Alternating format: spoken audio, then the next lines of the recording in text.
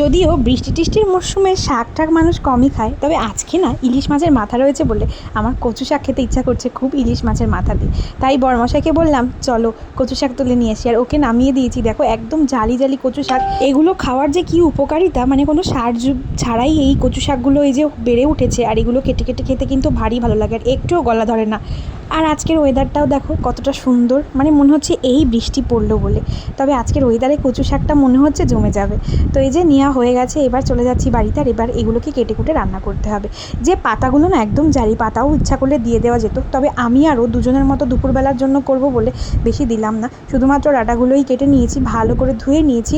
এবার কিন্তু নুন হলুদ দিয়ে এটাকে একটু সেদ্ধ করে নেব, জলটা ফেলে দেবো, তাহলে গলা ধরার কোনো ভয়ই থাকবে না। এমনিতেও আবার কচু শাক খেলে অ্যাসিডিটি হওয়ার প্রবলেম থাকে, তো সেই জন্য। আর এমনি শাক টাক রাত্রে খাই না আমরা কেউই, তো শুধু দুপুরের মতোই করব, আর দুজন যেহেতু, তো সেই জন্য অল্প করছি, অল্প করলে টেস্টটাও ভালো হবে।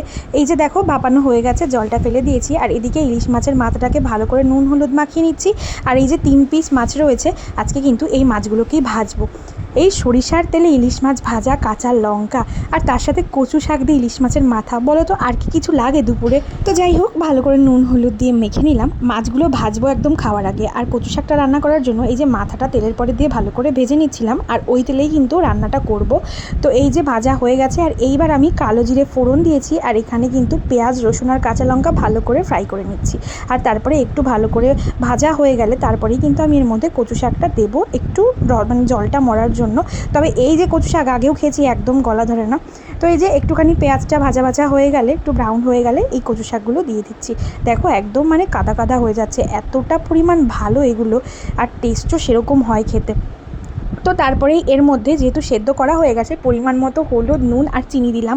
আমরা এই কচু শাকটা যখনই রান্না করি একটু মিষ্টি মিষ্টি করি, মানে আমি পার্সোনালি মিষ্টি মিষ্টি খেতে খুব ভালো লাগে আমার, সেটা মাছের মাথা দিয়ে হোক বা নিরামিষ হোক, কচু শাক একটু মিষ্টি মিষ্টি হলে আমার বেশ ভালোই লাগে।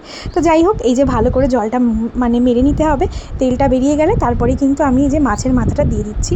দিয়ে এবার ভালো করে নেড়ে চেড়ে আরও ওই 5-6 মিনিট মতো নেড়ে চেড়ে নামিয়ে নিতে হবে। ইলিশ মাছের যে সেন্টটা সেটা কচু শাকের মধ্যে ভালো করে মিশে যাবে, আর এটা যে খেতে কী ভালো লাগবে সেটা বলে বোঝানোর মতো না। তো আজকে দুপুরের খাওয়া দাওয়া আমাদের জমে ক্ষীর হয়ে যাবে। এই দেখো কচু শাক দিয়ে ইলিশ মাছের মাথা, আবার ইলিশ মাছের ভাজা, আহা হা, এর যে কি স্বাদ, সে যে খায় সেই বোঝে। আমার এই ভিডিওটা দেখে যাদের যাদের খেতে ইচ্ছা করবে তারা লোভ না দিয়ে এখনই গিয়ে বানিয়ে খাও। তো যাই হোক, নুন ঝাল মিষ্টি সব টেস্ট করে নামিয়ে নিয়েছি, আর এইবার খাওয়া দাওয়ার পালা। আর জানিও কিন্তু কেমন হলো রান্নাটা।